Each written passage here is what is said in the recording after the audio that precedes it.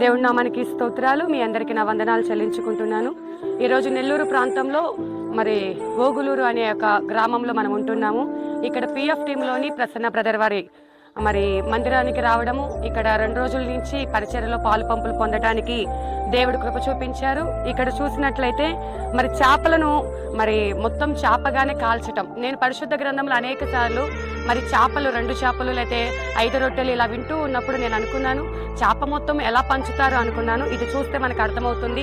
చేప మొత్తాన్ని అలాగే ముక్కలు చేయకుండా కాల్చి తింటారండి.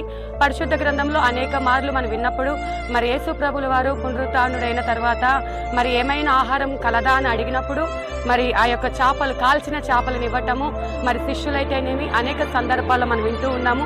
మరొకసారి ప్రత్యక్షంగా చూడటానికి దేవుడు కృప చూపి ఉంటున్నారు. మేమంతా పిఎఫ్ టీంతో కలిసి మరి సహోదరుల ఐక్యతగా ఉండుట